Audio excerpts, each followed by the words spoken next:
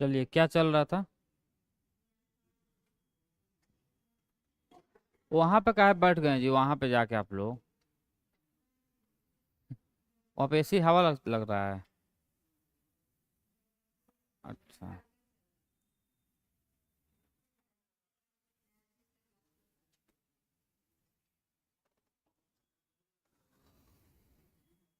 थोड़ा दिखाइएगा इधर क्या चल रहा था। दिखाइए जी इधर।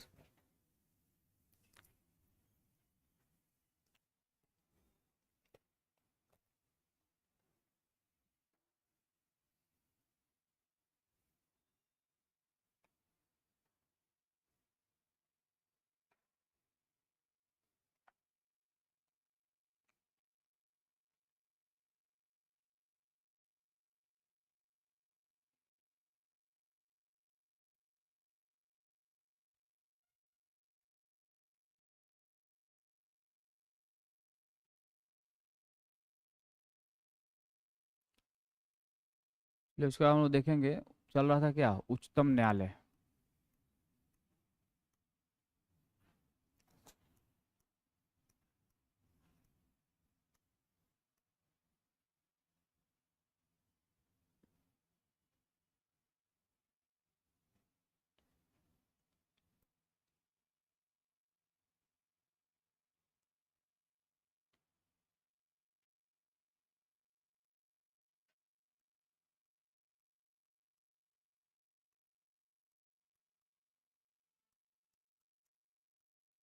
इसमें हम लोगों ने उच्चतम न्यायालय के बारे में सारा चीज देखा था कि उसके जजों की नियुक्ति कैसे होती है, कौन उसको शपथ दिलाता है। आज हम लोग देखेंगे सुप्रीम कोर्ट के मेन पावर क्या है, ठीक है ना, शक्ति क्या है। उच्चतम न्यायालय के यानी सर्वोच्च न्यायालय के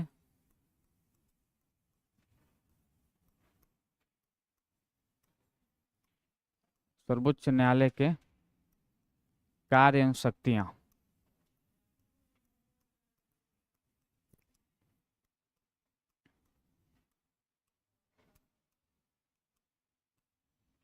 उच्चतम न्यायालय के कार्य एवं शक्तियां, इसमें बहुत बहुत सारे इसके कार्य है, जैसे है मूल अधिकारिता।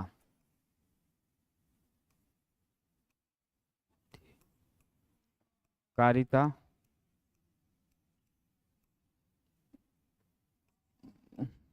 उसके बाद है रीट क्षेत्राधिकार या रीट अधिकार जो भी है, रीट क्षेत्राधिकार।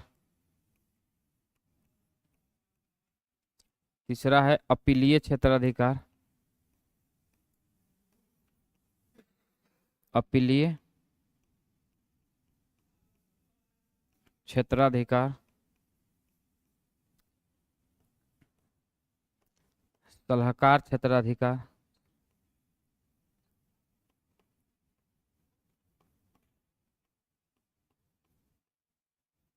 सलाहकार क्षेत्राधिकार।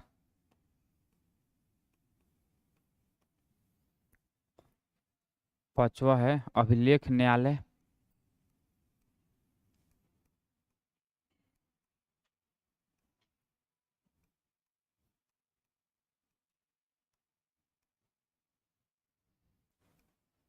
छठा है अन्य कार्य।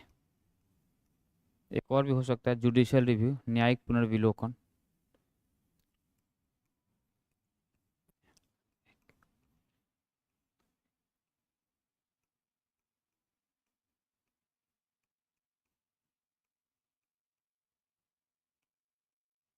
सात है अन्य कार्य, अन्य शक्तियां।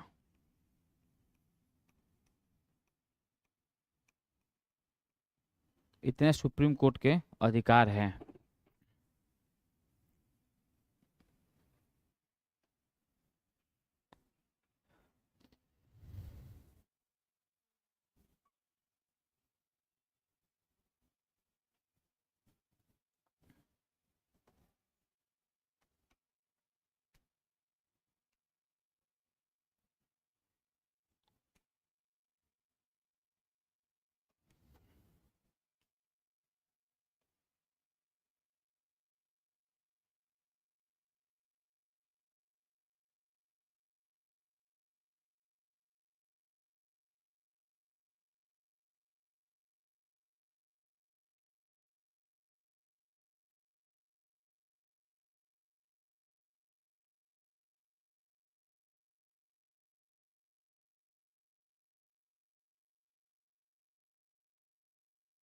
हो गया।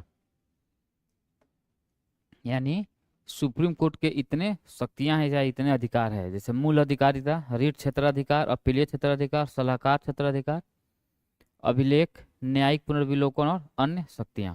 अन्य शक्तियां में भी दो तीन चीज है, उसको हम लोग देखेंगे। अभी हम लोग एक एक करके यहाँ पे समझने का प्रयास करते हैं। तो पहला है मूल अधिकारिता।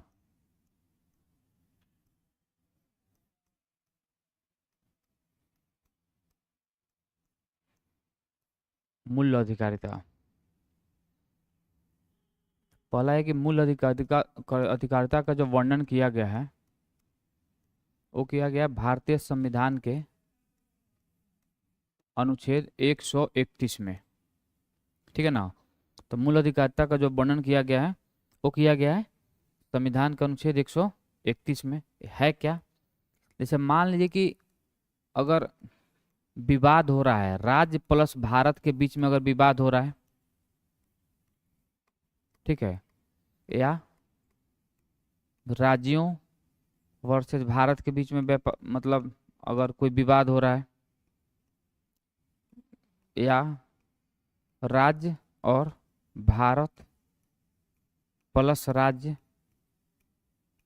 के बीच में व्यापार हो सॉरी विवाद हो रहा है, या राज्यों के एक राज्य दूसरे राज्यों के बीच में अगर विवाद हो रहा है, ऐसे इनमें से अगर कोई भी ऐसा कंडीशन पैदा हो रहा है, ठीक है ना, तो वह सुप्रीम कोर्ट के मूल अधिकारिता के अंतर्गत आएगा। कोई दिक्कत?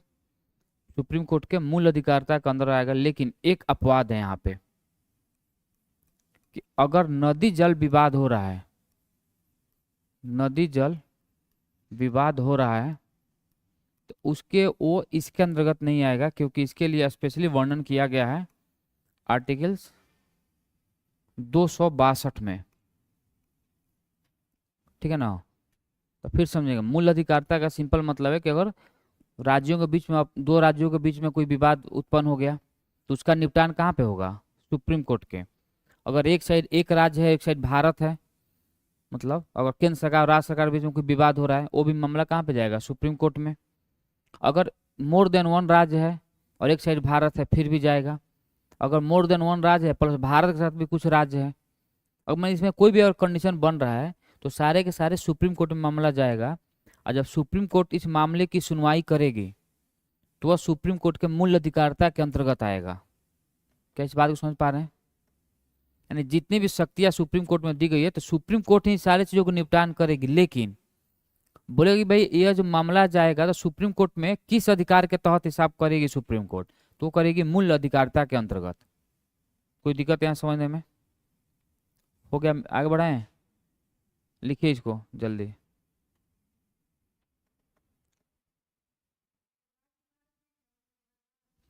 अरे किसी मामले पर विवाद हो रहा है, हाँ 262।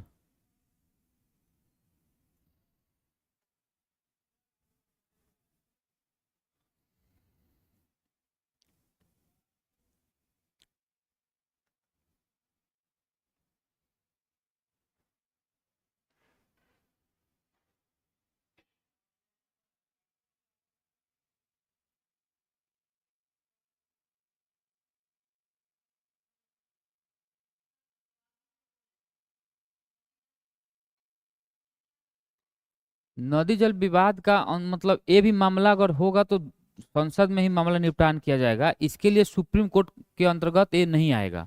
जैसे कोई भी नदी जल विवाद अगर हो रही है ना किसी भी दो राज्यों के बीच में या भारत, क्योंकि नदी जल विवाद तो भारत सरकार से होगी नहीं, जब भी होगी तो दो राज्यों के बीच में ही होगी नदी जल विवाद।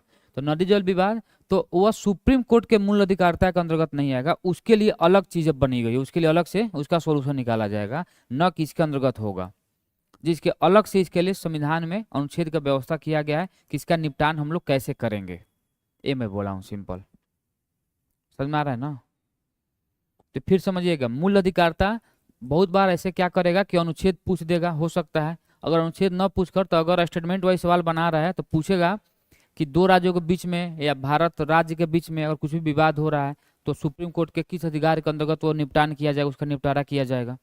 उसका निपटारा कहाँ पे होगा? तो पहले तो होगा सुप्रीम कोर्ट में होगा और अनुच्छेद 131 के द्वारा, और सुप्रीम कोर्ट के मूल अधिकारिता के अंतर्गत ये चीजें आएंगी। कोई दिक्कत समझने में? दूसरा हम लोग बात देखेंगे यहाँ पे रीट क्षेत्राधिकार। रीट क्षेत्राधिकार, रीट क्षेत्राधिकार। तो जो रीट क्षेत्राधिकार है, जो रीट क्षेत्राधिकार है, इसका वर्णन भारतीय संविधान के अनुच्छेद 32 में किया गया है। ठीक है ना? अगर हाई कोर्ट के बारे में हम लोग बात करेंगे तो अनुच्छेद 226 में है। ठीक है ना? तो रीट क्षेत्राधिकार क्या है? एक प्रकार से वो आम आदमी के जो मूल अधिकार है या जो मौलिक अधिकार है, मूल अधिकार है, उसको संरक्षण देने के लिए या उसको प्रोटेक्शन देने के लिए ही क्या किया गया है? रीट क्षेत्राधिकार सुप्रीम कोर्ट के अंतर्गत ये चीजें आती है। और इसके अंतर्गत सुप्रीम कोर्ट 5 प्रकार की रीट जारी करेगी। कितने प्रकार की? 5 प्रकार की रीट जारी करेगी सुप्रीम कोर्ट। जैसे पहला है हेबियस कॉर्पस यानी बंदी प्रत्यक्षीकरण, बंदी प्रत्यक्षीकरण, प्रत्यक्षीकरण। दूसरा है परमादेश, परमादेश। तीसरा है प्रतिषेध, प्रतिषेध। चौथा है उत्प्रेषण और पांचवा है अधिकार परीक्षा, क्यू और 1 अधिकार परीक्षा। तो समझ में आ रही चीजें? फिर समझिएगा एक बार कि रीट क्षेत्राधिकार का मतलब है कि अगर किसी भी आदमी का मौलिक अधिकारों का हनन हो रहा है तो अपने मौलिक अधिकारों के संरक्षण के लिए, अपने मौलिक अधिकारों को फिर से वापस पाने के लिए वो आदमी सीधे डायरेक्ट सुप्रीम कोर्ट जा सकता है। वो आदमी हाई कोर्ट में भी जा सकता है। अगर हाई कोर्ट की उसमें बात नहीं सुनाई हुई तो सीधे वो सुप्रीम कोर्ट में जाने का अधिकार देती है हम लोग का संविधान। और सुप्रीम कोर्ट में जब जाएंगे तो सुप्रीम कोर्ट अनुच्छेद 32 के तहत आपके अधिकारों को फिर से रिज्यूम करवाने का प्रयास करें, फिर से वापस दिलाने का काम करेगी। और इसके अंतर्गत सुप्रीम कोर्ट 5 प्रकार की रीट जारी, रीट का मतलब एक प्रकार से निर्देश है। समझिएगा, ये जो रीट है, फिर समझिएगा, ये जो रीट है एक प्रकार से निर्देश के बारे में बात करती है। ध्यान देंगे, एक प्रकार से निर्देश है। निर्देश कौन किसको देता है? हमेशा अपर वाला लोअर को निर्देश देगा, ये नहीं होता है। तो अगर सुप्रीम कोर्ट में जाएंगे तो सुप्रीम कोर्ट हाई कोर्ट को निर्देश देगा और हाई कोर्ट डिस्ट्रिक्ट कोर्ट को निर्देश देगा। यही तो होता है ना। ऐसा नहीं है कि हाई कोर्ट सुप्रीम कोर्ट को निर्देश दे देगा, ऐसा नहीं हो सकता है। जब भी होगा तो सुप्रीम कोर्ट ही किसको देगा? हाई कोर्ट को निर्देश देगा। तो एक प्रकार से निर्देश ही है। अब बंदी प्रत्यक्षीकरण में मैंने बताया है, वो मैंने पढ़ा रहा था कि अगर मान लीजिए किसी आदमी को डिटेन कर रहे हैं आप, तो मैक्सिमम उसको 24 घंटा ही रख सकते हैं। 24 घंटे के अंदर उसको आप मजिस्ट्रेट के सामने, जो नज़दीकी मजिस्ट्रेट है उसके सामने आप पेश करेंगे। परमादेश जो है एक प्रकार से ऊपर वाला यानी सुप्रीम कोर्ट अपने से नीचे वाले को अधिक मतलब एक प्रकार से ऑर्डर देगा, आदेश देगा कि काम आप अच्छे से कीजिए। दूसरा बात, जो प्रतिषेध है वो आपके बोलेगा कि भाई आप आपका जो एक क्षेत्र है निर्धारित जो किया गया है, मैंने एक सिंपल है कि भाई अपने औकात में रहो। ठीक है ना? आप अपने औकात में रहो, औकात से बाहर काम नहीं करना है। प्रतिषेध का मतलब प्रोविजन है, रोकने का काम करती है वो। उत्प्रेषण में क्या होता है कि बोला कि भाई जो भी ऊपर वाले नीचे वाले को बोलेगा भाई जो भी आपके पास लंबित मुद्दा है आप उस लंबित मुद्दा को ऊपर ट्रांसफर कीजिए अगर आपसे निपटान नहीं हो पा रहा है उसका तो। और अधिकार परीक्षा में बोला कि भाई आप जिस पोस्ट पे हैं अगर आप गलत कुछ काम कर रहे हैं या ऐसा लग रहा है कि भाई आप इस पोस्ट के लायक नहीं है, तो पूछा जाएगा भाई आप ये जो हैं इस किस हिसाब से आप इस पोस्ट पे हैं, अगर हैं तो लिखित में बताइए कि आप क्यों इस पोस्ट पे हैं और किस मैंने क्यों इसको आपको चुना जाए, इसके लिए सिंपल यही बात बोल रहा है। कोई दिक्कत समझने में? ये रहा रीट क्षेत्राधिकार। उसके बाद हम लोग बात करेंगे अपीलीय क्षेत्राधिकार में।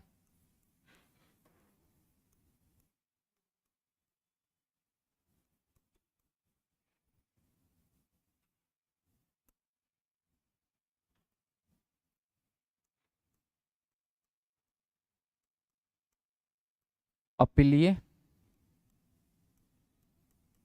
क्षेत्राधिकार। जो अपीलीय क्षेत्राधिकार है, इसमें क्या बोलती है, देखिए जो हम लोग के जो संविधान में जो न्यायपालिका का जो पिरामिड है, एकीकृत न्यायपालिका है, मैंने कल बताया था।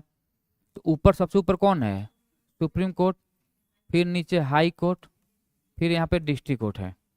तो अपीलीय क्षेत्राधिकार में है कि अगर मान लीजिए किसी भी व्यक्ति को अगर डिस्ट्रिक्ट कोर्ट के द्वारा अगर कुछ डिसीजन सुना दिया गया, तो वह आदमी अगर उसको लग रहा है कि मेरे साथ गलत हो रहा है, तो वह सीधे कहाँ पे, हाई कोर्ट में अपील कर सकता है, ठीक है ना। अगर मान लीजिए कि हाई कोर्ट में उसको फिर अपील सुना दिया गया, तो सुप्रीम कोर्ट में जा सकता है। अब सुप्रीम कोर्ट का जो डिसीजन होगा फाइनल होगा, कि इसके ऊपर हम लोग के पास कोई कोर्ट नहीं है। तो यानी एक यहाँ पे जनता को एक अधिकार दिया गया है कि अगर आपको ऐसा लग रहा है कि आपके खिलाफ जो भी सजा सुनाई गई है उससे आप संतुष्ट नहीं है, तो आप उसको अपील कर सकते हैं अपने से, मतलब अपर कोर्ट में, जिस कोर्ट में आपको सुनाया गया है उसे अपर कोर्ट में जा सकते हैं। अगर सुप्रीम कोर्ट में सुना दिया गया तो तब नहीं जा सकते हैं। तो जो सुनाया गया है उसका एंजॉय करेंगे अच्छे से, है ना। तो यहाँ पे अपीलीय क्षेत्राधिकार में सिंपल ये बोलता है कि अगर किसी व्यक्ति को अगर उसको क्या बोलते हैं, सजा सुना दी गई है, तो उस व्यक्ति को आपको अपील करने का अधिकार दिया गया है। इसके अंतर्गत किसी कोई डाउट है, अपील करने का अधिकार दिया गया है। उसके बाद हम लोग बात करेंगे यहाँ पे अपीलीय क्षेत्राधिकार के बाद अभिलेख क्षेत्राधिकार।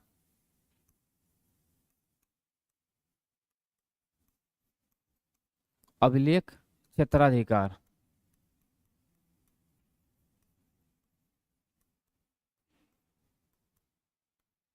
अभिलेख क्षेत्राधिकार। अच्छा, अभिलेख क्षेत्राधिकार का मतलब क्या होता है?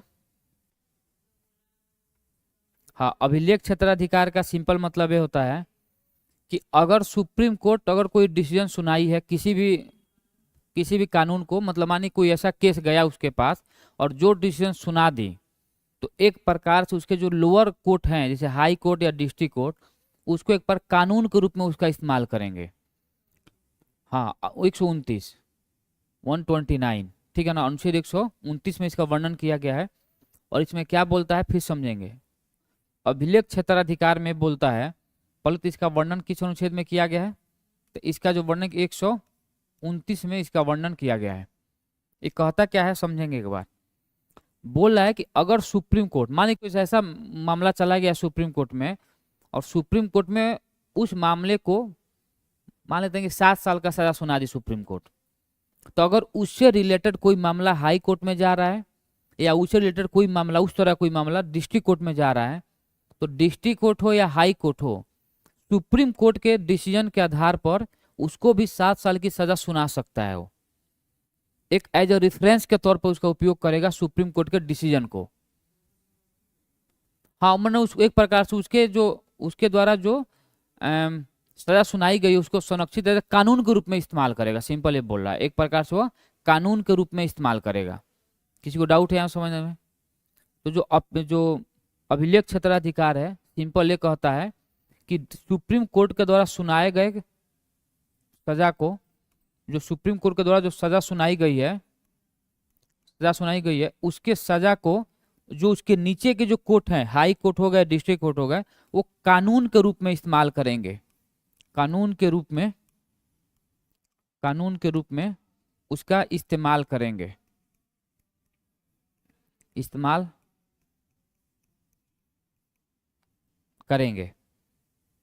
क्या इस बात को समझ पा रहे हैं?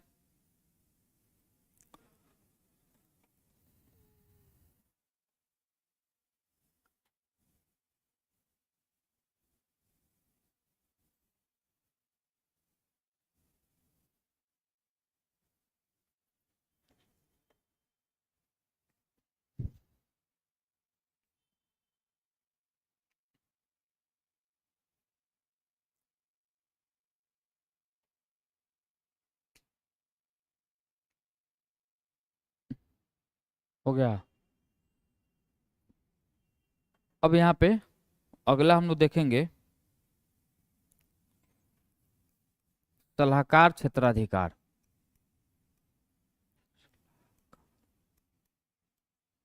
सलाहकार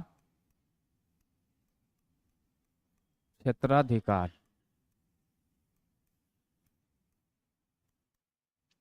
सलाहकार क्षेत्राधिकार। तो जो सलाहकार क्षेत्राधिकार है, इसका वर्णन भारतीय संविधान के अनुच्छेद 143 में की गई है। ठीक है ना, 143 में इसका वर्णन किया गया है। और एक कहता क्या है समझेंगे, इसके द्वारा एक पावर दिया गया है कि प्रेसिडेंट जो राष्ट्रपति हैं वो सुप्रीम कोर्ट से वो सुप्रीम कोर्ट से किसी भी मुद्दे पे सलाह मांग सकते हैं, सलाह मांग सकते हैं, सलाह मांग सकते हैं। और सुप्रीम कोर्ट द्वारा सुनाए दिए गए सलाह को राष्ट्रपति मानने के लिए बाध्य नहीं है। राष्ट्रपति मानने के लिए मानने के लिए मानने के लिए बाध्य नहीं है, बाध्य नहीं है। क्या इस बात को समझ पा रहे हैं आप लोग कि अनुच्छेद 143 में यह बताया गया है कि एक प्रकार से अधिकार दिया गया है राष्ट्रपति को, अगर राष्ट्रपति को किसी मुद्दे पे बातें समझ में नहीं आ रही है या कुछ उसको दिक्कत लग रहा है तो सुप्रीम कोर्ट से राय ले सकता है। सुप्रीम कोर्ट द्वारा दिए गए राय को राष्ट्रपति माने, ये बाध्य नहीं है राष्ट्रपति पे। उसको मन होगा तो मानेगा, नहीं मन होगा तो नहीं मानेगा, सिंपल।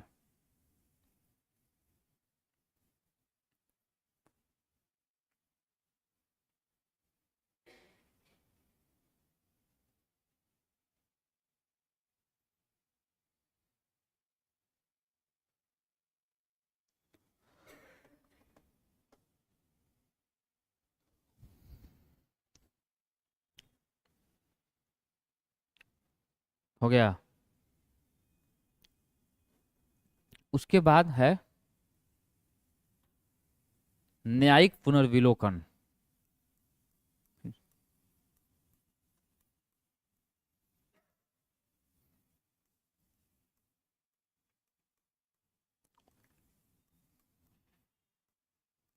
न्यायिक पुनर्विलोकन, इसका जो वर्णन किया गया है, देखिए इसके लिए बहुत सारे अनुच्छेद हैं। अनुच्छेद 32 है, अनुच्छेद 37 है, ठीक है ना, अनुच्छेद 113 है। ठीक है, तो अनुच्छेद 32 हो गया, 37 हो गया और अनुच्छेद 113 हो गया। इसमें 37 नहीं ना, 137 होगा यहाँ पे, 137, और यहाँ पर केवल 13 हो गया।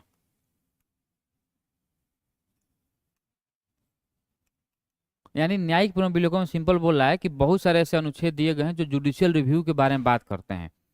इस जुडिशियल रिव्यू का मतलब क्या होता है कि अगर सुप्रीम कोर्ट किसी भी मामले पर कोई डिसीजन सुना दी और उसको बाद में ऐसा लग रहा है कि डिसीजन में थोड़ा बहुत दिक्कत है, तो फिर से उस डिसीजन को बदल सकती है। और बहुत बार हम लोग देखे भी है, केशवानंद भारती हो गया, मिनारवा मिल केस हो गया, बेरूबारी केस हो गया, बहुत तमाम केस हैं जिसमें सुप्रीम कोर्ट अपने ही डिसीजन को ओवरराइड की है। तो यही एक प्रकार से बहुत ही खूबसूरती है हम लोग के न्यायिक मतलब न्यायपालिका में कि सुप्रीम कोर्ट द्वारा सुनाए गए डिसीजन को, जो भी डिसीजन सुनाई है जो सुप्रीम कोर्ट, उस डिसीजन में वह चेंज कर सकती है, फिर से उसमें बदलाव कर सकती है। और इसका प्रावधान अनुच्छेद 32 में दिया गया है, अनुच्छेद 137 और अनुच्छेद 113 में दिया गया है। यानी इसमें कहता है न्यायिक पुनर्विलोकन में कि सुप्रीम कोर्ट द्वारा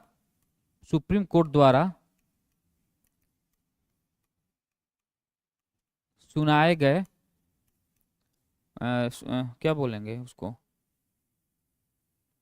हाँ, सुनाए गए, हाँ फैसला, हाँ हाँ, सुप्रीम कोर्ट द्वारा सुनाए गए फैसला को फिर से सुप्रीम कोर्ट उसे बदल सकता है, उसे बदल सकता है, उसे बदल सकता है। तो जो न्यायिक पुनर्विलोकन में यही कहता है कि जो भी डिसीजन सुप्रीम कोर्ट सुना दी उसको फिर से वापस, अगर उसको लगेगा कि कुछ दिक्कत है तो उसमें चेंज कर सकता है।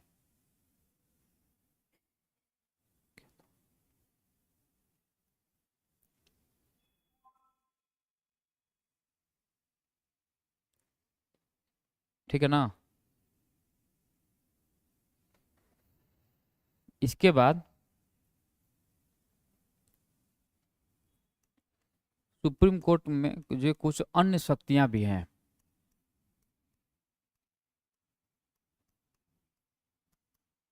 अन्य शक्तियां हैं। अन्य शक्तियां में क्या है, पहला है कि सुप्रीम कोर्ट संविधान का व्याख्याता है। यानी व्याख्याता को क्या बोलेंगे, वही व्याख्याता का मतलब होता है कि अगर किसी शब्द का अगर व्याख्या करना हो या किसी पाठ का व्याख्या करना हो तो वह सुप्रीम कोर्ट कर सकती है संविधान में, संविधान के किसी भी भाग में। ठीक है ना। तो हम लिख सकते हैं, अन्य शक्तियां पहला में लिखेंगे आप लोग ऐसे कि संविधान का व्याख्याता। पहला है संविधान का व्याख्याता।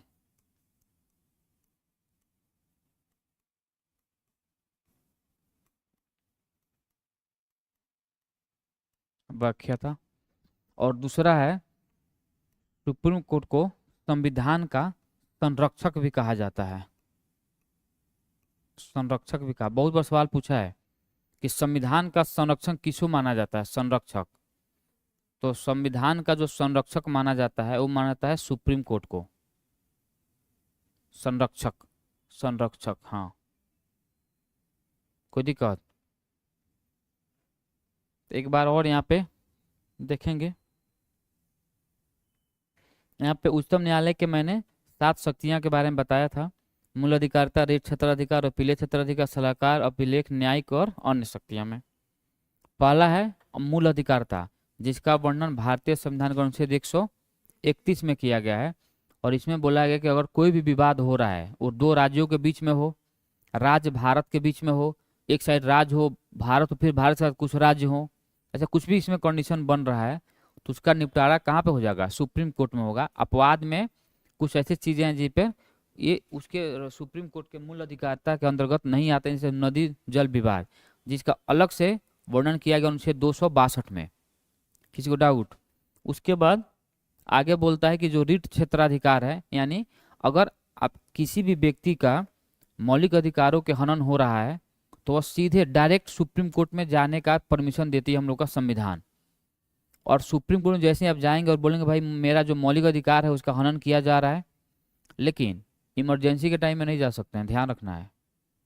अब देश में इमरजेंसी और बोलेंगे नहीं मुझे घूमने की आज़ादी नहीं है, सुप्रीम कोर्ट सीधे फांसी देगी वहीं पर, है ना। तो ध्यान रखना है कि अगर आपके मौलिक अधिकारों का हनन हो रहा है तो इसके लिए आप सीधे कहाँ पे जा सकते हैं, supreme court, direct supreme court में जा सकते हैं। और सुप्रीम कोर्ट अनुच्छेद 32 के द्वारा 5 प्रकार की रीट जारी करेगी, जिसमें बंदी प्रत्यक्षीकरण है, परमादेश है, उत्प्रेषण है, प्रतिषेध है और अधिकार परीक्षा है। ठीक है ना। और इन चारों 5 के सहायता से आपके मौलिक अधिकारों को फिर से वापस देने का काम करेगी। उसके बाद अपीलीय क्षेत्राधिकार। अपीलीय क्षेत्राधिकार का मतलब है कि इसमें जो हम लोग का जो न्याय व्यवस्था है, न्यायिक व्यवस्था है, वो एकीकृत न्यायिक व्यवस्था है, जिसमें सबसे सर्वोच्च पर सुप्रीम कोर्ट बैठी है, और उसके बाद हाई कोर्ट है, उसके बाद डिस्ट्रिक्ट कोर्ट है।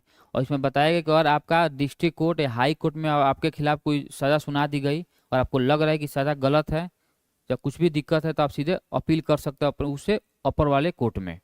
अगर डिस्ट्रिक्ट कोर्ट में सुनाई जा रही है तब हाई कोर्ट में जा सकते हैं, हाई कोर्ट सुनाई जा रही है सुप्रीम कोर्ट में जा, लेकिन सुप्रीम कोर्ट से ऊपर नहीं जा सकते हैं आप।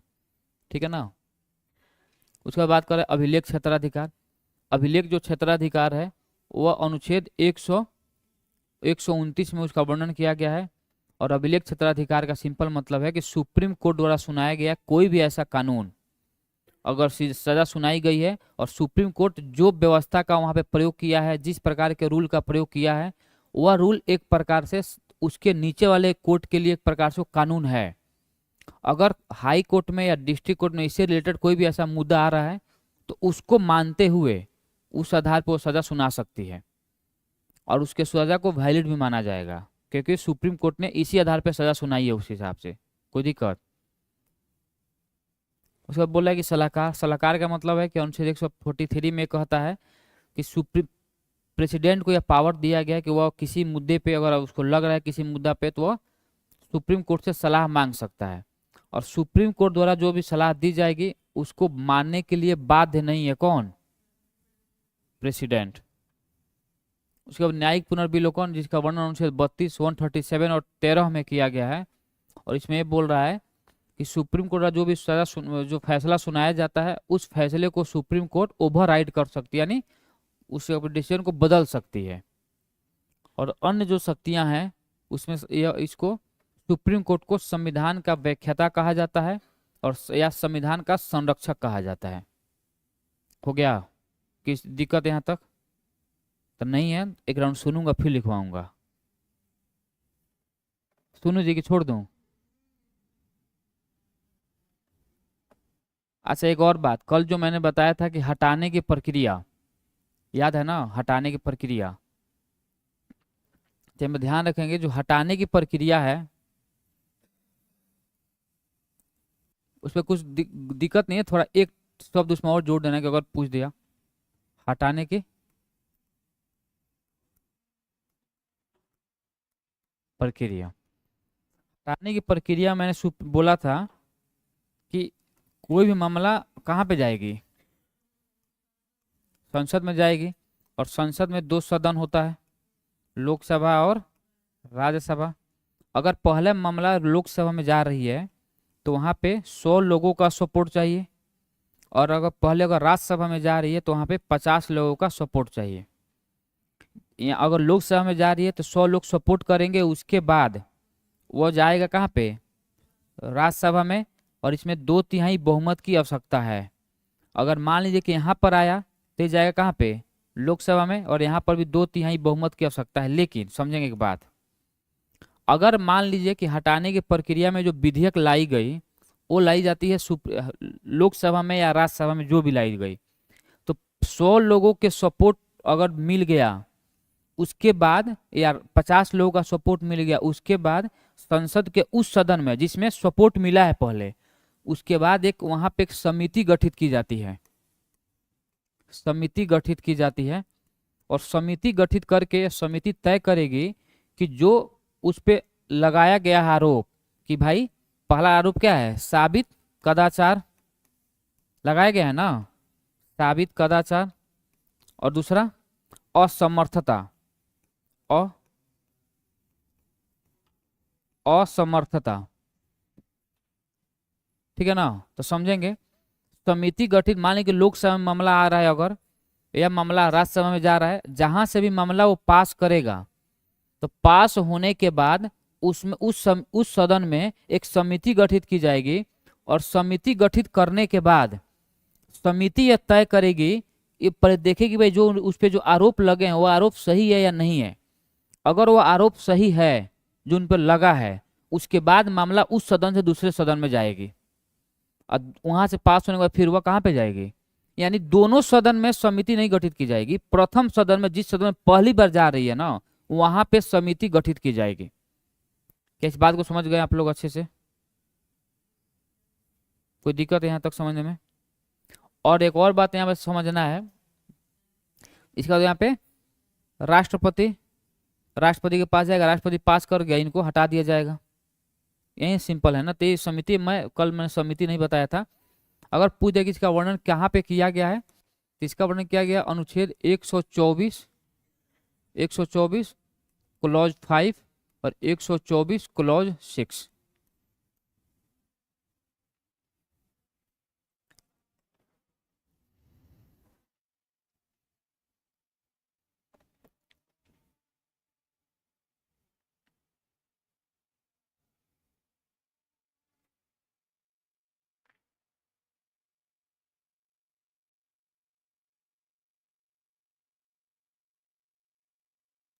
हो गया? कौन है? रजनीश? अच्छा, जो रंजीत सर हैं? अरे वही ना जिसका भी सिलेक्शन हुआ है ना। अच्छा, तो क्या बता रहे हैं? अच्छा, तो सॉल्यूशन लेकर आए हैं? सॉल्यूशन लेकर आए हैं वो? आइए इधर। हो गया? संविधान का व्याख्याता।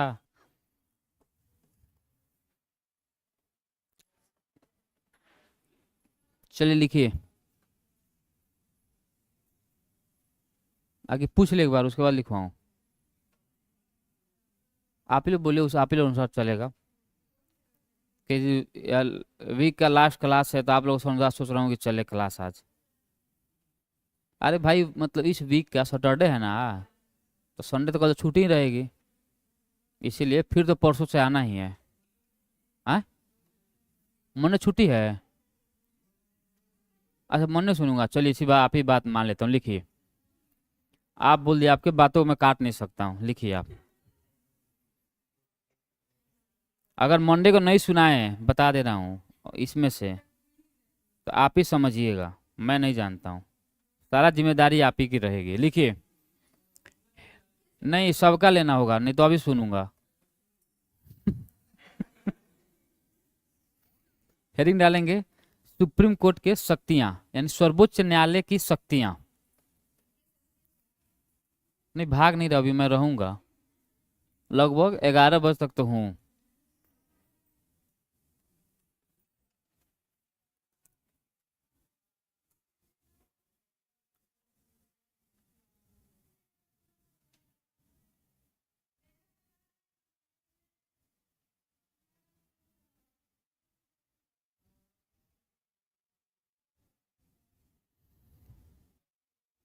लिखें, बोलिए, सॉरी लिखिए। संविधान में, संविधान में उच्चतम न्यायालय की, संविधान में उच्चतम न्यायालय की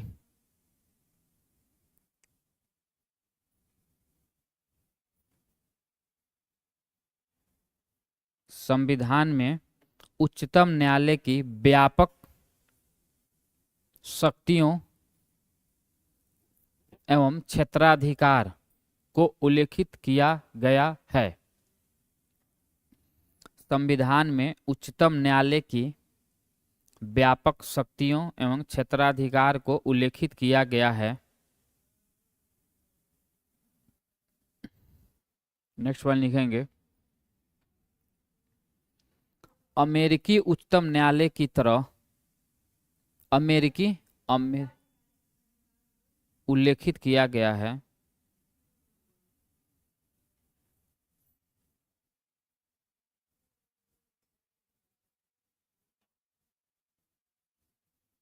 लिखिए, अमेरिकी संविधान की तरह, अमेरिकी संविधान की तरह न केवल संघीय न्यायालय है, न केवल संघीय न्यायालय है, बल्कि बल्कि ब्रिटिश हाउस ऑफ लॉर्ड्स, न कि न कि या बल्कि British house of Lords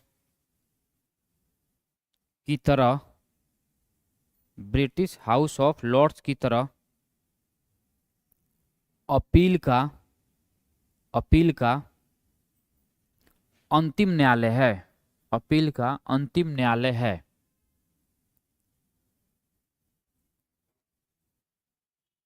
comma, उसमें लिखेंगे कॉमा, बल्कि यह संविधान, बल्कि यह संविधान भारत और भारत के नागरिकों के, भारत और भारत के नागरिकों के अधिकारों का व्याख्याता एवं गारंटर भी है।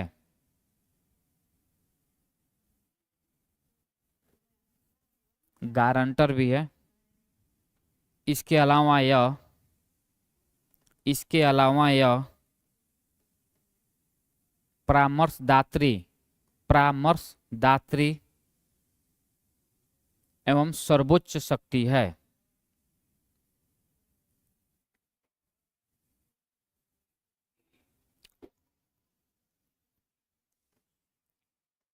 परामर्शदात्री एवं सर्वोच्च शक्ति है। ठीक है, नेक्स्ट वन लिखेंगे,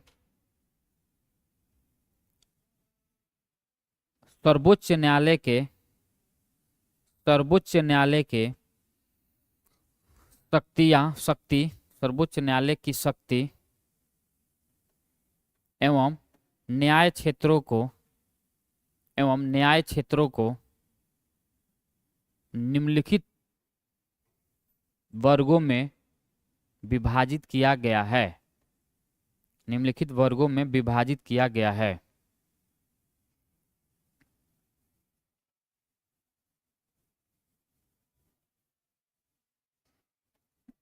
चलिए एक में लिखेंगे मूल क्षेत्राधिकार।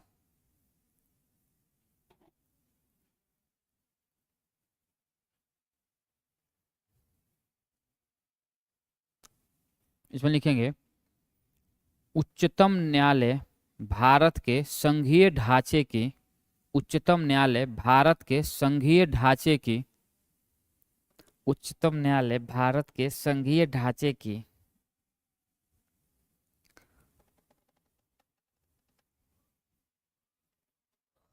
विभिन्न इकाइयों के बीच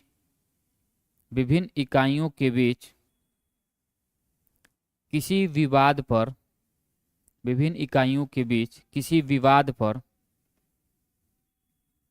संघीय न्यायालय की तरह निर्णय देता है। किसी विवाद पर संघीय न्यायालय की तरह निर्णय देता है। किसी भी विवाद को, नेक्स्ट में लिखेंगे किसी भी विवाद को जो डैश मार्क लिखेंगे 1 2 करके, किसी भी विवाद को जो डैश मारेंगे और 1 2 करके लिखेंगे। एक में लिखेंगे केंद्र एवं एक या अधिक राज्यों के बीच हो। केंद्र एवं एक या अधिक राज्यों के बीच हो। दूसरा लिखेंगे केंद्र और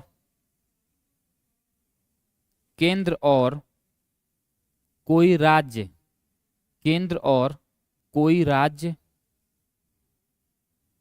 या राज्यों का एक तरफ होना।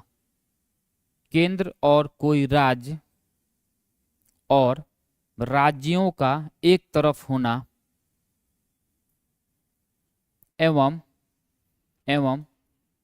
एक या अधिक राज्यों का दूसरी तरफ होना। एक या अधिक राज्यों का दूसरी तरफ होना। हो गया। तीसरा हम लिखेंगे या दो या अधिक राज्यों के बीच।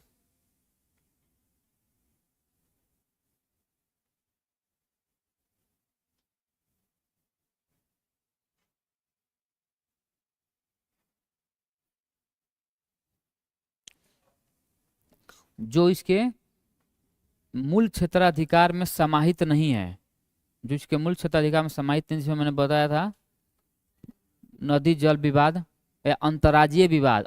दो राज्यों के बीच में अगर कोई विवाद हो रहा है, अंतर्राज्यीय विवाद, उसके लिए अंतर्राज्यीय परिषद का गठन किया गया है। इंटर स्टेट काउंसिल का निर्माण किया जाता है, जो निपटार किया जाता है। लेकिन ये जो अधिकार दिया गया यहाँ पे, ये वाला जो मैंने भी बोला है, इसको किसी भी हाई कोर्ट को यह पावर नहीं दी गई है। पहली बात तो ध्यान रखना है, ये पावर केवल सुप्रीम कोर्ट को दी गई है, यानी उच्चतम न्यायालय को दी गई है। कोई दिक्कत समझने में? चलिए आगे लिखेंगे। दूसरा लिखेंगे न्यायाधीश क्षेत्राधिकार। अरे न्यायाधीश सुनिए, न्यायाधीश हो या रीट हो, बात बराबर है, तो कंफ्यूज नहीं होना, उसी को बोलते हैं न्यायाधीश, बोलते हैं रीट को ही। तो रीट क्षेत्राधिकार, और उसके ब्रैकेट में लिख लेंगे न्यायाधीश क्षेत्राधिकार।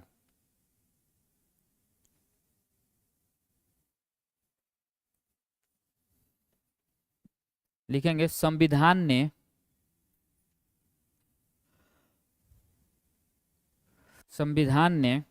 उच्चतम न्यायालय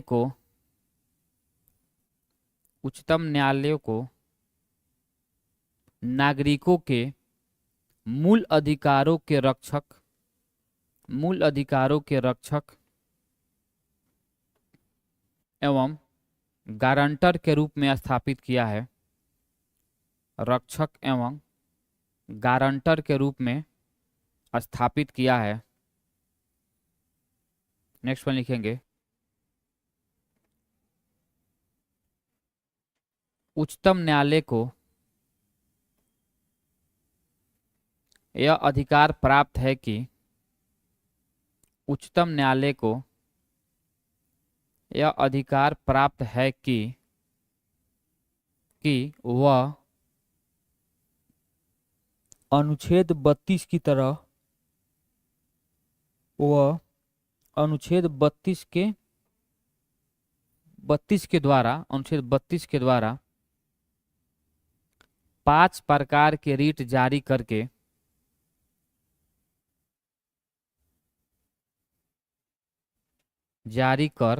विक्षिप्त नागरिक के मूल अधिकारों की रक्षा करे।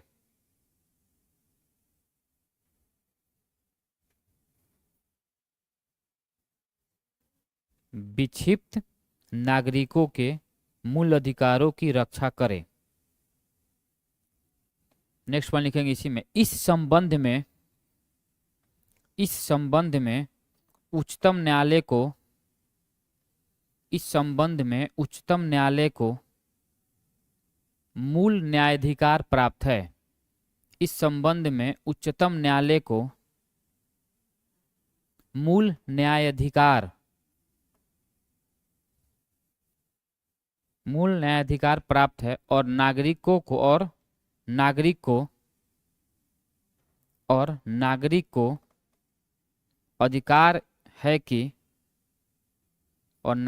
अधिकार है कि वह बिना अपील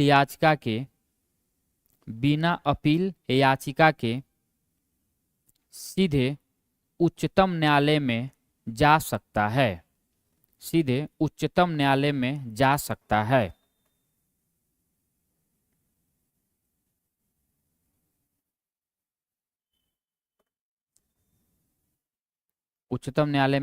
जा सकता है।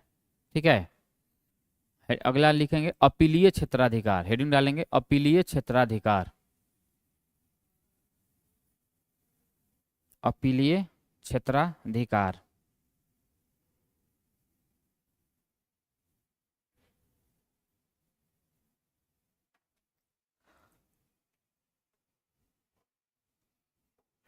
लिखेंगे इसमें, उच्चतम न्यायालय निचली अदालतों के फैसलों के खिलाफ सुनवाई करता है। इसके अपीलीय न्याय क्षेत्र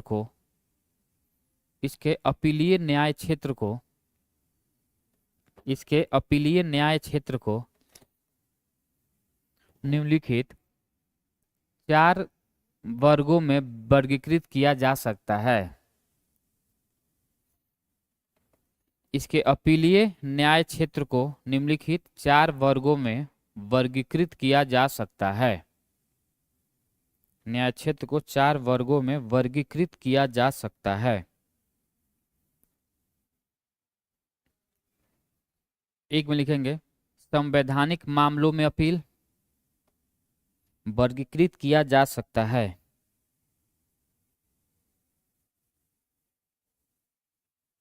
संवैधानिक मामलों में अपील, पहला है संवैधानिक मामलों में अपील।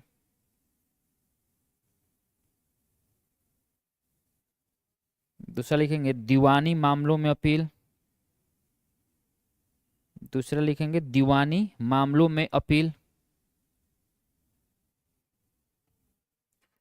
तीसरा लिखेंगे आपराधिक मामलों में अपील।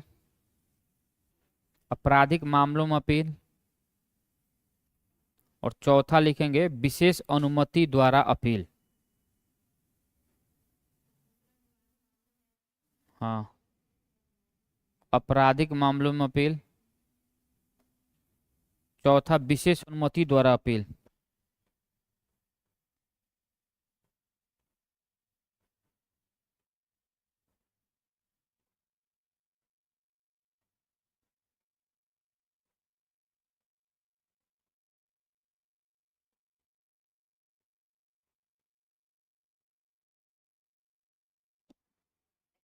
हो गया? तो आराम कर लीजिए 1 मिनट, फिर लिखवाऊंगा। अभी चलेगा ना? अभी तो बहुत लंबा है। अभी तो 3 ही हुआ है, अभी तो 3 और लिखना है। 1 मिनट 1 मिनट आराम करने को बोल रहा हूँ, बोलना नहीं है कुछ। आराम से थोड़ा रहिए। मुझे लगता है हम लोग मछली बेचने हैं। कौन कौन इसमें नॉनवेज नहीं खाता है जी? हाथ उठाइए तो थोड़ा देखो एक बार। आप लोग सब लोग? अच्छा, आप नहीं खाते हैं तो नहीं खाते हैं आप लोग, क्या फायदा है इससे? आप नहीं खाते हैं, आपको क्या फायदा है इससे? कुछ तो फायदा होगा। मत अच्छा, पहले एक बार टेस्ट कर लिए हैं। हाँ तो वही है, चोर साधु बन गया, उससे क्या फायदा है? वो लोग जो बाई बर्थ नहीं खाते हैं नॉनवेज, बाई बर्थ बताइएगा। आप कभी नहीं खाए हैं? एक बार कभी टेस्ट कर देखो, मन बदल जाए। अरे तो क्या फायदा है नहीं खाने से? आपको क्या लगता है कि जो लोग खाते हैं वो मूर्ख हैं?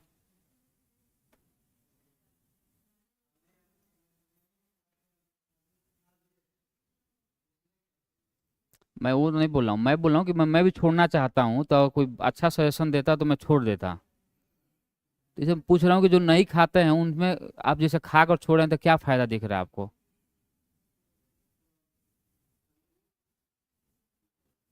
क्या? ना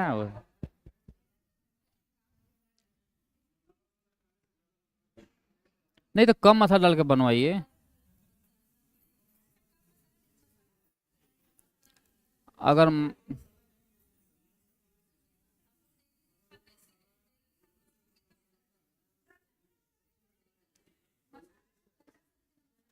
अच्छा हो गया। और जो लोग खा रहे हैं उनका क्या दलील है? जो लोग खाते हैं बोलते हैं कि मजा आता है। ना। देखिए, जो लोग डेली खाते हैं ना नॉन वेज, सुन लीजिए, जो डेली खाते हैं ना वो मसाला नहीं खाते हैं ज्यादा। वो मसाला वो लोग खाते हैं ना जो 6 महीना पे एक बार खा रहे हैं, तो इतना मसाला डाल दिए उसमें लो। अरे नहीं, ऐसा नहीं है। बहुत सारे ऐसे लोग को मैं जानता हूँ। जैसे एक मेरे सीनियर हैं, बनाते हैं चिकन या मटन बनाते हैं, एकदम कम मसाला, बंदा ना तेल डालता है ना मसाला, एकदम कम कम, और इतना टेस्टी लगता है। तो उसके पीछे कारण है ना। अब सप्ताह में जब 3-4 राउंड चलेगा, तो आपको लग रहा है कि ज्यादा मसाला कोई खा पाएगा? मरेगा ही। हाँ वही बोल रहा हूँ। तब मैं भी सोच रहा हूँ कि छोड़ दूंगा 1 आध साल में, अभी तो नहीं। 1 साल में मतलब मेरे घर से बहुत क्या बोलते हैं उसको, बहुत दबाव है कि छोड़ दीजिए। क्या पता क्यों, मतलब मेरे पापा पहले नहीं माना कर, आजकल माना बहुत कर रहे हैं। नहीं, इच्छा तो ऐसा कभी नहीं होगा मैं नहीं खाऊं, ऐसा तो नहीं होगा मेरे अंदर, जबरदस्ती छोड़ना होगा मुझे, ऐसा लग रहा है। नहीं, मेरा एक बार हुआ था, 1 साल छोड़ा था, फिर मैंने खाना शुरू कर दिया। 2000 2022 के सितंबर से लेकर 2023 के सितंबर तक मैंने नहीं खाया था। फिर मैं दिल्ली गया 1 साल के लिए, बिहार आया, घर गया था, कुछ काम था, मैंने उधर ही कोरोना, फिर मैं गया, हो गया शुरू। और ऐसे दलील देता है "सर, तुम्हारा क्या लाइफ है, ये है खाओ ये वो।" हम लोग लाओ फिर दो। ऐसे मेरे घर में खाता कोई नहीं है ना, तो इसीलिए मुझे ऐसा लग रहा, सोच रहा होगा कि कहाँ से निकल गया है कि। सोच रहा पापी हम ही लोग हैं क्या?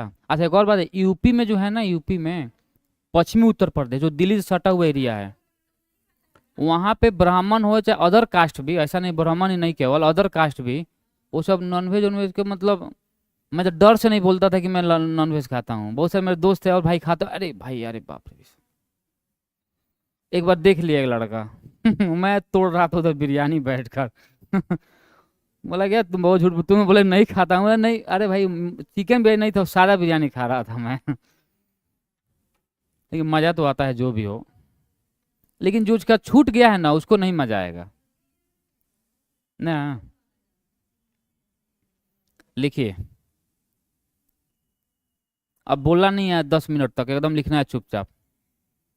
सलाहकार क्षेत्राधिकार। अच्छा एक बात मैं स्टार्ट कर दूं, तो क्या मतलब कि एक बात आप लोग शांत रहे, सब लोग अपना अपना दलील देना शुरू कर देता है। आप लोग इतने ज्ञानी जो भरे पड़े हो।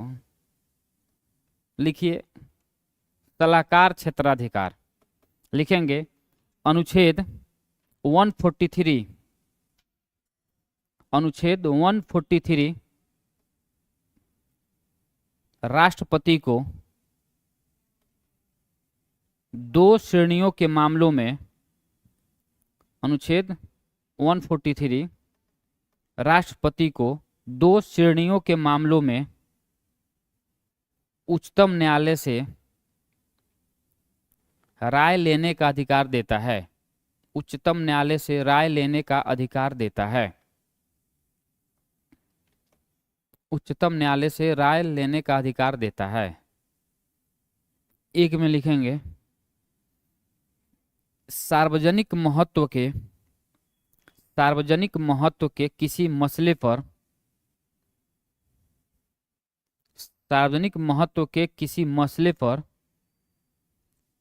विधिक प्रश्न उठने पर, विधिक प्रश्न उठने पर, विधिक प्रश्न उठने पर,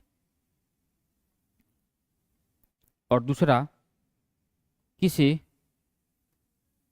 दूसरा किसी पूर्व संवैधानिक संधि, दूसरा किसी पूर्व संवैधानिक संधि, कॉमा समझौते,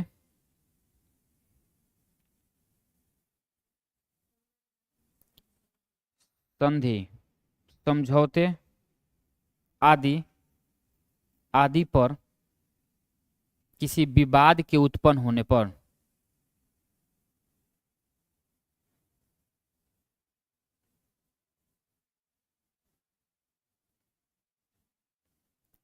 ठीक है। अगला पॉइंट लिखेंगे जो सबसे इंपॉर्टेंट है, लिखेंगे पहले मामले में, पहले मामले में मतलब सार्वजनिक वाले के बारे में बात कर रहा हूं मैं। पहले मामले में उच्चतम न्यायालय अपना मत दे भी सकता है, पहले मामले में उच्चतम न्यायालय अपना मत दे भी सकता है और देने से इनकार भी कर सकता है, और देने से इनकार भी कर सकता है। दूसरे मामलों में उच्चतम न्यायालय द्वारा राष्ट्रपति को अपना मत देना अनिवार्य है। दूसरे मामले में उच्चतम न्यायालय द्वारा राष्ट्रपति को अपना मत देना अनिवार्य है। नेक्स्ट पॉइंट लिखेंगे, दोनों ही मामलों में, दोनों ही मामलों में उच्चतम न्यायालय का मत, दोनों ही मामलों में उच्चतम न्यायालय का मत सिर्फ सलाह होती है। उच्चतम न्यायालय के मत दोनों ही मामलों में सिर्फ सलाह होती है तथा यह राष्ट्रपति के लिए बाध्य नहीं है, तथा यह राष्ट्रपति के लिए बाध्य नहीं है कि वह इस सलाह को माने, वह इस सलाह को माने।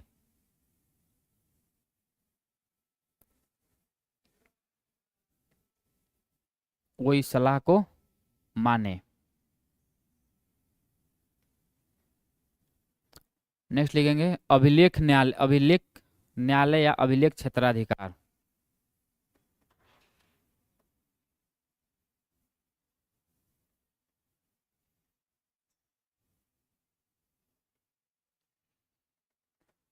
लिखेंगे,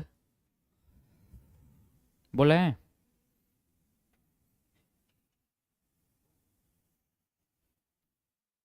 अभिलेखों के न्यायालय के रूप में, अभिलेखों के न्यायालय के रूप में उच्चतम न्यायालय के पास दो शक्तियां हैं। उच्चतम न्यायालय के पास दो शक्तियां हैं। पहला, उच्चतम न्यायालय की कार्यवाही, उच्चतम न्यायालय की कार्यवाही एवं उसके फैसले और एवं उसके फैसले, उच्चतम न्यायालय की कार्यवाही एवं उसके फैसले सार्वकालिक अभिलेख, सार्वकालिक अभिलेख, सार्वकालिक अभिलेख एवं साक्ष्य के रूप में रखे जाएंगे, एवं साक्ष्य के रूप में रखे जाएंगे।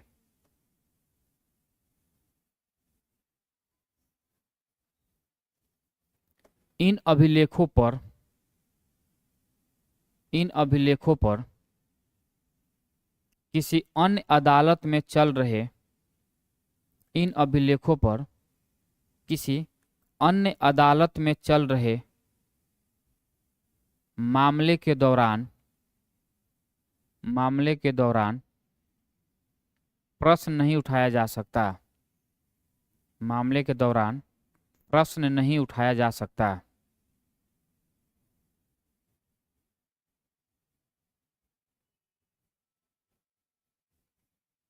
नेक्स्ट वन लिखेंगे, इसके पास दो शक्तियां हैं। लिखो बल वन, तो पहला शक्ति होगा, दूसरा शक्ति लिखेंगे।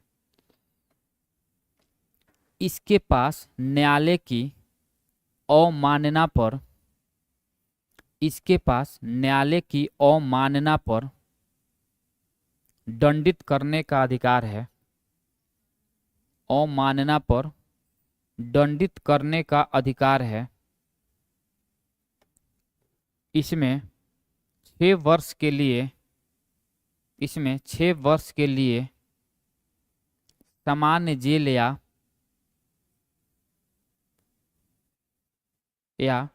2000 रुपये तक अर्थदंड, सामान्य जेल या 2000 रुपये तक अर्थदंड या दोनों शामिल है।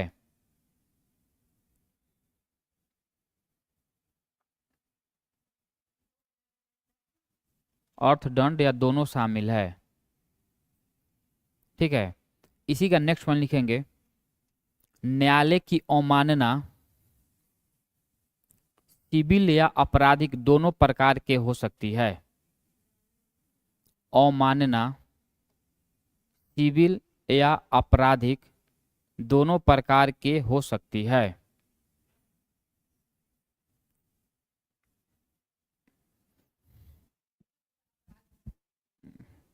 हेडिंग डालेंगे, न्यायिक समीक्षा की शक्ति या न्यायिक पुनर्विलोकन, उसी को बोलते हैं। नेक्स्ट लिखेंगे पॉइंट, हेडिंग डालेंगे, हेडिंग डालना है उसके अधिकार वाला में कि न्यायिक समीक्षा की शक्ति, जुडिशियल रिव्यू, न्यायिक समीक्षा की शक्ति। लिखेंगे उच्चतम न्यायालय में न्यायिक समीक्षा की शक्ति, लिखेंगे उच्चतम न्यायालय में न्यायिक समीक्षा की शक्ति निहित है।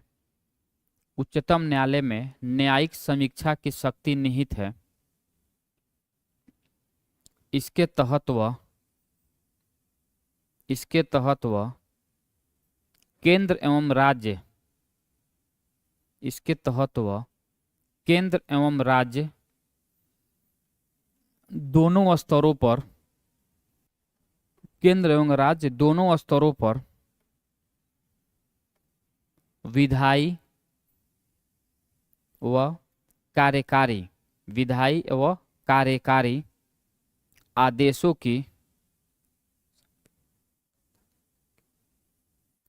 की जांच की जाती है।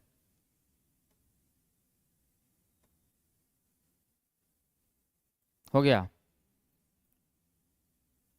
हेडिंग डालेंगे अन्य शक्तियां, अन्य शक्तियां, अन्य शक्तियां। लिखेंगे उपरोक्त शक्तियों के अलावा, उपरोक्त शक्तियों के अलावा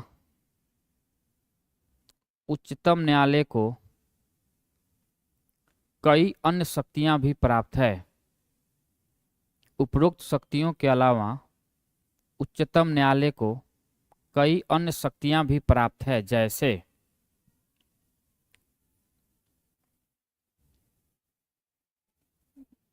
लिखेंगे एक में, यह राष्ट्रपति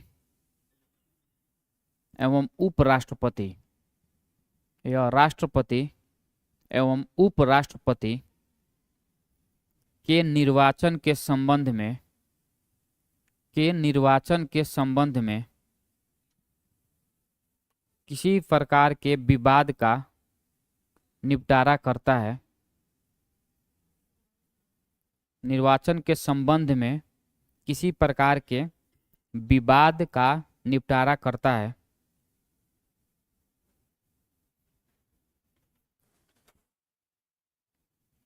दूसरा लिखेंगे, दूसरा अन्य शक्तियां में दूसरा पावर, दूसरा मतलब पॉइंट, यह संघ लोक सेवा आयोग के अध्यक्ष,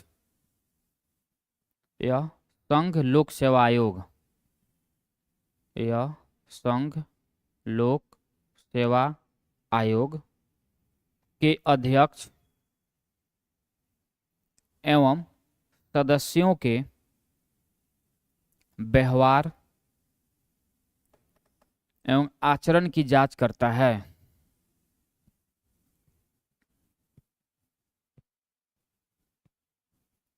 उस संदर्भ में, उस संदर्भ में जिसे राष्ट्रपति द्वारा, उस संदर्भ में जिसे राष्ट्रपति द्वारा निर्मित किया गया है, उस संदर्भ में जिसे राष्ट्रपति द्वारा निर्मित किया गया है, यदि यह उन्हें, यदि यह उन्हें दुर्व्यवहार का दोषी पाता है, दुर्व्यवहार का दोषी पाता है, तो राष्ट्रपति से, तो राष्ट्रपति से उसको हटाने की सिफारिश कर सकता है।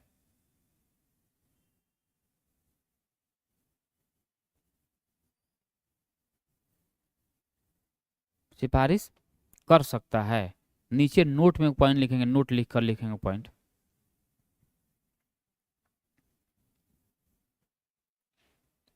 बोलें,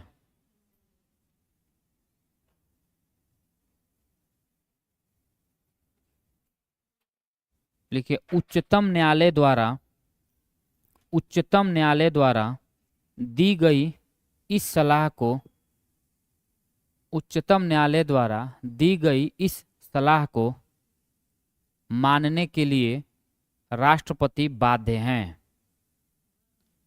हाँ, राष्ट्रपति बाध्य हैं।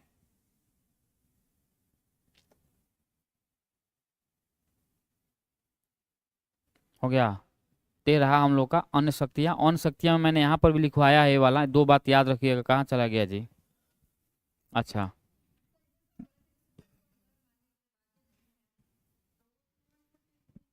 तो अलग अलग है ना दोनों पॉइंट।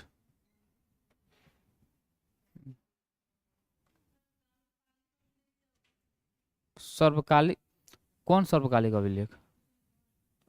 कहाँ की पॉइंट बताइए, पॉइंट बोलिएगा तब ना। हाँ, सर्वकालिक का मतलब ये होता है कि लंबे समय तक, लंबे समय तक उसको होल्ड करके रखेगा।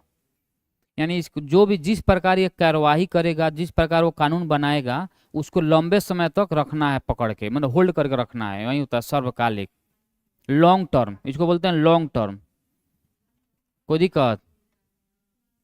तो आज के लिए बस इतना ही रहने देते हैं हम लोग। अगले क्लास में हम लोग पढ़ेंगे हाई कोर्ट। उसके बाद डिस्ट्रिक्ट कोर्ट, यानी अगले वीक में ये वाला और पंचायती राज व्यवस्था समाप्त हो जाएगी। मेन मुख्य जो चीज़ें हैं समाप्त हो जाएगी। उसके 2 क्लास में थोड़ा वो जो कॉन्स्टिट्यूशनल बॉडीज है उसको हम लोग देखेंगे, जैसे संघ लोक सेवा आयोग, राष्ट्र लोक सेवा आयोग, निर्वाचन आयोग, ये सारा चीज़ उसको थोड़ा फास्टली देखेंगे हम लोग। और संविधान संशोधन जो पूरा जो विधि अधिनियम है जितना, जब जब कब कब संविधान में संशोधन हुआ है तो उसके बाद हम लोग देख लेंगे। प्रयास करूंगा कि अगले वीक में चीज़ें समाप्त हो जाए, और नहीं होते एक आध क्लास और हो जाएगी, क्या दिक्कत है। ठीक है ना, पूछ लें क्या एक राउंड तब तक।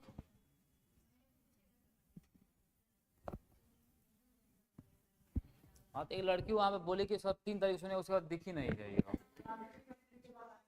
हैं? इसीलिए बोल रही थी। अच्छा, मंडे मंडे को जो बोला ऐसा नहीं कि आप लोगों को है कि नहीं आना है।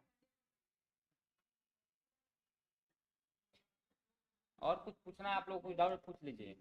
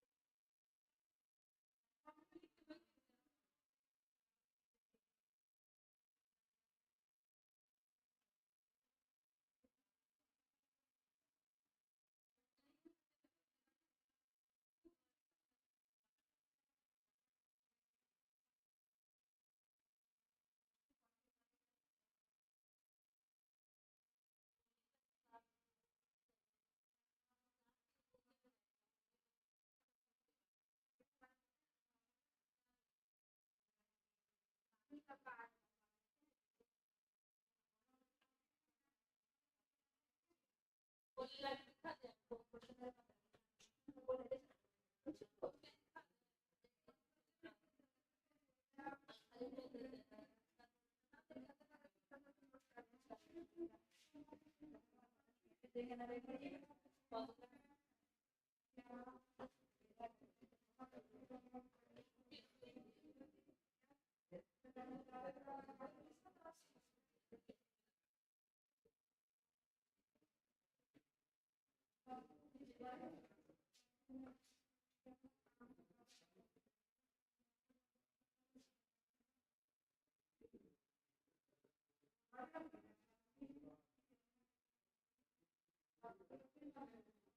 you.